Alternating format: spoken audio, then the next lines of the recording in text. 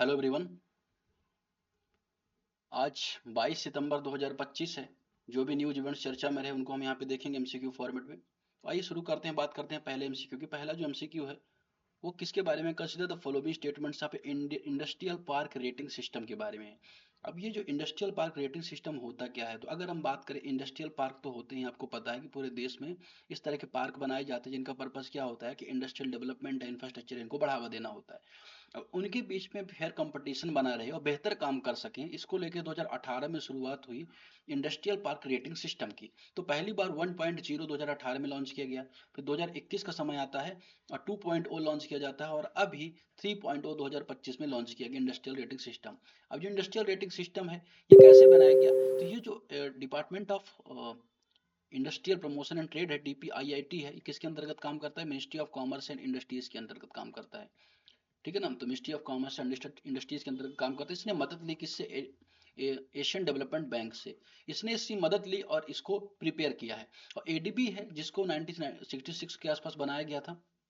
Asian development bank है जिसमें 69 member हैं, उसमें भारत भी एक मेंबर है। एशिया में इंक्लूसिव ग्रोथ, उसको बढ़ावा देना, पॉवर्टी को खत्म करना, इन सब दिशाओं में यह काम करता है। तो इन सब ने मिलकर यह काम किया।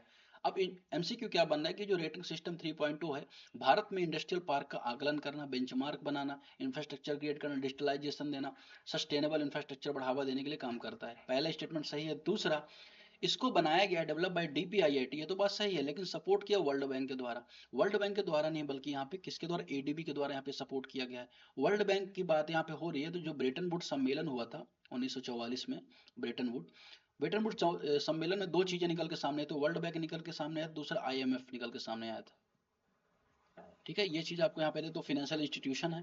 तो इन दोनों के बारे में आपने कई बार मैंने यहाँ पे डिस्कशन किया है। यहाँ पे अभी इसको नहीं देखेंगे, तो दूसरा स्टेटमेंट यहाँ पे इनकरेक्ट हो जाता है क्योंकि वर्ल्ड बैंक है, जबकि सपोर्ट इससे किया ADB ने। तो पहले स्टेटमेंट यहाँ पे करेक्ट हो जाएगा। सही आंसर क्या हो जाएगा? ओनली वन यहाँ पे करेक्ट आंसर हो जाएगा। ठीक है, आगे बढ़े अगले MCQ की तरफ। अगला जो MCQ बात कर रहा है, कंसीडर द फॉलोइंग स्टेटमेंट्स। यहाँ पे अचानक मार टाइगर रिजर्व के बारे में। अचानक मार tiger located in Chhattisgarh, part of अचानक मार अमरकंटक बायोस्फीयर रिजर्व। तो ये अचानक मार बायोस्फीयर रिजर्व का पार्ट है जो छत्तीसगढ़ में है।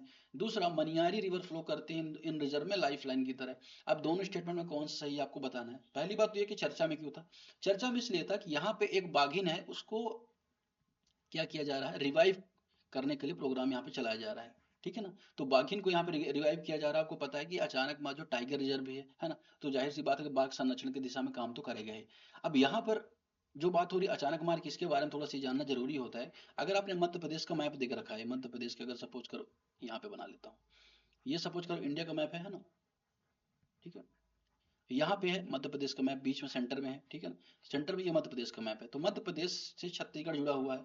छत्तीसगढ़ मध्य प्रदेश 2001 में अलग, सन 2000 में अलग हुआ।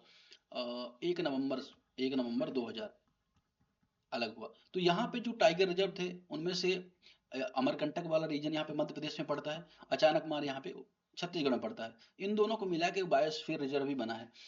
तो इसमें क्या है, एक टाइगर रिजर्व इसका पार्ट है। इस वजह से यहाँ पे ये चर्चा में था। चर्चा में टाइगर रिजर्व की वजह से था, मैंने आपको बताया बाघिन की वजह से चर्चा में था, लेकिन इसकी लोकेशन आपने देख ली। अब जो टोटल छत्तीसगढ़ में 3 टाइगर रिजर्व है, 3 टाइगर रिजर्व छत्तीसगढ़ में, उनमें से एक है कौन सा? अचानक मार टाइगर रिजर्व। ठीक है, ये चीज आपको यहाँ पे जाननी है। और जब बात हो रही मनियारी जो इसकी रिवर की, ये बात यहाँ पे सही, जो मनियारी रिवर है यहाँ पे लाइफ लाइन है। साथ ही यहाँ पे एक इंपॉर्टेंट ट्राइब पाई जाती है, बैगा ट्राइब। बैगा ट्राइब जो पाई जाती है, जो PVTG में काउंट की जाती है। PVTG मतलब पार्टिकुलरली वल्नरेबल ट्राइबल ग्रुप, जिसको ढेबर कमीशन द्वारा रिकमेंड करने के बाद बनाया गया था। वर्तमान में जो PVTG इनकी संख्या 75 है, 75 नंबर ऑफ ट्राइब है, जिनमें से सबसे ज्यादा नंबर ऑफ ट्राइब 13 कहाँ है? उड़ीसा में है। कहाँ पे? उड़ीसा में है। उड़ीसा में। और अगर नंबर ऑफ ट्राइबल पॉपुलेशन की बात करें कि जो नंबर ऑफ ट्राइबल पॉपुलेशन कहाँ है सबसे ज्यादा, तो नंबर ऑफ ट्राइबल पॉपुलेशन कहाँ सबसे ज्यादा? मध्य प्रदेश में है। और PVTG भी सबसे ज्यादा मध्य प्रदेश में है। संख्या के बारे में बात करें मध्य प्रदेश, लेकिन नंबर ऑफ जो अलग अलग ट्राइब्स हैं वो उड़ीसा में है। ये चीज आपको यहाँ पे याद रखना है। ठीक है, ये सारा मामला हमने देखा। सही आंसर क्या हो जाएगा? सी इसका सही आंसर हो जाएगा। बोथ 1 और 2 यहाँ पे इसका करेक्ट आंसर हो जाएगा। क्वेश्चन नंबर 3 देखेंगे यहाँ पे, कंसिडर द फॉलोइंग स्टेटमेंट्स। क्या है? Red necked phalarope are known spinning rapidly on water to stir up to the food. तो रेड नेक्ड जो फेलोरोप है पानी में तेजी से घूमने के लिए जाना जाता है ताकि वो अपना भोजन हिलाकर ऊपर ला सके। दूसरा, प्रजनन के दौरान ये केवल मादाएं ही अंडे का ध्यान रखती हैं, चूजों की देखभाल करती हैं, इसके बारे में यहाँ पे बोला जा रहा है। अब देखो जो रेड गर्दन वाला जो फेलरोप है ना, ये अभी देखा गया, कहाँ पे देखा गया, विशाखापत्तनम में देखा गया, विशाखापत्तनम में देखा गया। अब इसकी खासियत क्या, एक तो क्या लीस्ट कंसर्न आपको यहाँ पे याद रखना है, दूसरा जो हमारे बोरियल रीजन है, टुंड्रा रीजन में पाया जाता है, मेनली बोरियल और टुंड्रा रीजन में पाया जाता है, टुंड्रा रीजन पाया जाता है। इसकी खासियत क्या है कि गहरे पानी में रहता है, गहरे पानी, सॉरी गहरे पानी मैंने बोल दिया, ये दूसरे पक्षी के बारे में था। तो इसकी खासियत क्या है कि यह प्रजनन जब इसका होता है, या मतलब कि अगर हम देखें रिप्रोडक्शन जो साइकिल होता है उसके दौरान भूरे लाल भूरे रंग का हो जाता है, ठीक है, ये चीज आपको यहाँ पे याद रखनी है। और जो इसके नर होते हैं, मतलब मेल जो होते हैं, वो क्या करते हैं, चूजों को पालते हैं, ना कि फीमेल। तो दूसरा जो ऑप्शन यहाँ पे इनकरेक्ट हो जाएगा, पहला करेक्ट हो जाएगा, तो ओनली वन यहाँ पे करेक्ट आंसर हो जाएगा। तो विशाखापत्तनम में देखा गया लिस्ट कंसर्न है, बोरियल टुंड्रा रीजन में पाया जाता है, गहरे भूरे रंग का हो जाता है जब जो रिप्रोडक्शन का जो टाइम होता है उसके दौरान। और यहाँ पे मेल जो होते हैं इसको क्या करते हैं, ध्यान रखते हैं। तो ओनली वन यहाँ पे करेक्ट आंसर हो जाएगा। क्वेश्चन नंबर 4 देखेंगे, यहाँ पे दादा साहब फाल्के अवार्ड के बारे में है। देखिए दादा साहब फाल्के अवार्ड की शुरुआत हुई थी 1969 में। धुंधीराज जो फाल्के थे, उन्होंने 1870 के आसपास जिनका जन्म हुआ था, उन्होंने क्या किया था, फिल्म जगत की शुरुआत की भारत में। और राजा हरिश्चंद्र जो मूवी थी, पहली जो मूक फिल्म थी, उसको उन्होंने ही बनाया था, ठीक है। उसके बाद उनकी मृत्यु हो जाती है। उसके बाद 1960 से इस पुरस्कार की शुरुआत होती है। आई थिंक 10 लाख रुपए इस पुरस्कार में दिए जाते हैं। किसको, देविका रानी जी को पहली बार यहाँ पे पुरस्कार मिला था, देविका रानी को पहली बार यहाँ पे दादा साहब पुरस्कार यहाँ पे मिला था। अब बात हो रही है 2025 की, 2025 में किसे मिल रहा है, तो मोहनलाल जो एक्टर है उनको यहाँ पे 2025 का दादा साहब फाल्के जो फीचर पुरस्कार यहाँ पे मिल रहा है, ठीक है। ये चीज आपको यहाँ पे याद रखनी है। ये मेरे से करने क्या हो गया, ठीक है। तो ये सारा आपने देख लिया दादा साहब फाल्के को किसको मिलता है। अब यहाँ पे स्टेटमेंट क्या है कि यह सिनेमा जाने तो सर्वोच्च सम्मान है, ठीक है ना। पहली बार राजा हरिश्चंद्र फिल्म बनाई थी, उनके डायरेक्शन जिन्होंने किया था उन्हीं का नाम है दादा साहब, तो उनके नाम पर दिया जाता है। दूसरा, इसको पहली बार दिया गया था देविका रानी को। दोनों स्टेटमेंट यहाँ पे करेक्ट है, मैंने दोनों की यहाँ पे चर्चा कर दी है। अगला एमसीक्यू की तरफ बढ़ेंगे। Consider the following statements, the Indian army exercise among fury was conducted by the western command at the field range इन राजस्थान। तो राजस्थान के फील्ड रेंज, बल्कि थार में इसको आयोजित किया गया, थार डिजिट में इसको आयोजित किया गया। ये चीज आपको यहाँ पे याद रखनी है। और इसमें जो भी हमारे फायर पावर्स हैं, चाहे आप बैटल टैंक की बात करो, ड्रोन की बात करो, आर्टिलरी की बात करो, अटैक हेलीकॉप्टर, सभी की बात करो, यहाँ पे प्रयास क्या है कि कितना कोऑर्डिनेशन है हमारी सेनाओं के बीच में, ये चेक करना। साथ ही कितनी हमारी फाइटिंग कैपेसिटी है, ये चेक करना। कितना हमारा कम्युनिकेशन बेहतर है, टेक्नोलॉजी हमारी बेहतर है, ये सारी चर्चा करने का यहाँ पे प्रयास है, बेसिकली प्रैक्टिस करने का प्रयास है। तो पहला ऑप्शन यहाँ पे इनकरेक्ट हो जाएगा, ठीक है। थार डिजिट में आयोजित किया गया था, तो यहाँ पे केवल दूसरा आंसर यहाँ पे करेक्ट हो जाएगा, ओनली 2, ठीक है। अगले एमसीक्यू की तरफ बढ़ेंगे। Consider the following statements, Papikonda national park जो located along with Godavari river in Andhra Pradesh. तो जो आंध्र प्रदेश का गोदावरी है, वहाँ पे Papikonda tiger reserve national park है। दूसरा, पार्क का सबसे ऊंचा शिखर वेरला कोंडा है। अब देखिए वेरला कोंडा, देवरा कोंडा, दोनों चीज, देवरा कोंडा यहाँ पे दोनों शिखर है। पर्वत के रूप में देखें तो वेरला कोंडा, और शिखर के रूप में देवारा कोंडा, अलग अलग नाम यहाँ पे जो जानने को मिलता है। मेरे हिसाब से इसका करेक्ट आंसर दोनों हो जाएगा, यहाँ पे 1 और 2 दोनों यहाँ पे करेक्ट हो जाएगा। अब अगर हम बात करें पापी कोंडा टाइगर रिजर्व की, वो सॉरी पापी कोंडा नेशनल पार्क की, बार बार टाइगर रिजर्व का नाम आ रहा है। तो पापी कोंडा जो टाइगर नेशनल पार्क, वहाँ पे क्या हुआ कि 51 जो रेप्टाइल्स होते हैं या सरीसृप जिनको बोला जाता है, उनको क्या किया गया, रजिस्टर्ड किया गया है, जिस वजह से चर्चा में था। अब इसको स्टैब्लिश कब किया गया था, 2008 में इसको स्टैब्लिश किया गया था। और लगभग 1012 किलोमीटर स्क्वायर के आसपास इसका एरिया है। गोदावरी नदी की स्थिति और पूर्वी घाट का पार्ट है। पूर्वी घाट, पश्चिमी घाट, आई होप आपको पता होगा, अगर भारत का मैप अगर आपने देख रखा तो ये नीचे वाला रीजन है, तो यहाँ पश्चिमी घाट लोकेटेड आपको पता है, और ये वाला रीजन पूर्वी घाट माना जाता है, ठीक है। अगर हम बात करें तो देवारा कोंडा सबसे ऊंचा स्थान है, प्लेस 50 के आसपास यहाँ पे पहाड़ियां हैं, 50-60, और उनमें देवारा को सबसे ऊंचा स्थान है। और वेराला कोंडा यहाँ पे सबसे ऊंचा पर्वत, ये प्रमुख पर्वत है, लेकिन सबसे ऊंचा स्थान देवारा कोंडा है। तो अगर आप देखो ना कि देवारा कोंडा अगर आप करो तो ये दूसरा इनकरेक्ट हो जाएगा, क्योंकि हाईएस्ट जो पीक है तो देवारा कोंडा मानी जाएगी यहाँ पे। तो सही आंसर क्या हो जाएगा, ओनली वन यहाँ पे करेक्ट आंसर हो जाएगा। अगले क्वेश्चन की तरफ बढ़े, क्वेश्चन नंबर 7। अब यहाँ पे क्या हो रहा है, एनएटीएम क्या है, एनएटीएम का नाम क्या है, एनएटीएम मतलब है न्यू ऑस्ट्रियाई टनल मैकेनिज्म, न्यू ऑस्ट्रियाई, ऑस्ट्रेलियाई नहीं, ऑस्ट्रियन टनल मैकेनिज्म।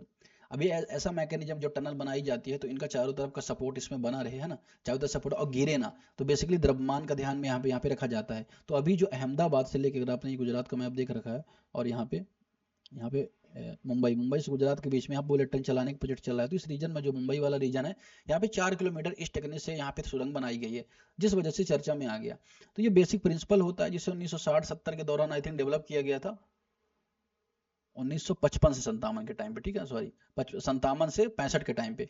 तो 1957 से 1965 के टाइम पे इसको बनाया गया था। इसका पर्पज क्या है कि वही साइंटिफिक मेथड यूज करना जिससे एक बेहतर डिजाइन भी बन सके, ये यहाँ पे पर्पज है। अब इसको रिसेंटली बनाया गया, और ये जो छोटे छोटे टनल्स है ना उनके लिए सुटेबल है एनएटीएम। तो यहाँ पे बात हो रही है बड़े टनल के लिए, जैसे 50 किलोमीटर के टनल के लिए नहीं, ये छोटे टनल के लिए सुटेबल है। तो दूसरा स्टेटमेंट यहाँ पे इनकरेक्ट हो जाएगा, पहला स्टेटमेंट ओनली वन यहाँ पे करेक्ट हो जाएगा।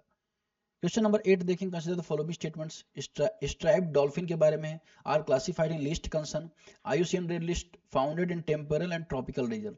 अब टेम्परल और ट्रॉपिकल रीजन आपको पता है कि ये हो गया यहाँ से लेके इस वाले रीजन में, ये इक्वेटर हो गया, टेम्परेट ट्रॉपिकल हो गया, टेम्परेट हो गया, इस वाले रीजन में पाई जाती है। अब इस वाले रीजन में पाई तो जाती है, और इसे भी कहाँ अभी भारत में देखा भी गया है, ठीक है। अब इसे जो भारत में देखा गया है, इसकी चर्चा यहाँ पे क्या है, एक तो क्या है, एक तो लिस्ट कंसर्न, ये तो बात यहाँ पे सही है आयुषन ग्रेड लिस्ट में, और दूसरा इसकी खासियत है गहरे पानी में रहते, पसंद करती गहरे पानी में तैरना। तो दूसरा जो स्टेटमेंट है कि प्रेफर करती है सैलो वाटर में, कोस्टल रीजन में, तो ये बात यहाँ पे एकदम इनकरेक्ट हो जाती है, ठीक है। ये चीज आपको यहाँ पे याद रखनी है।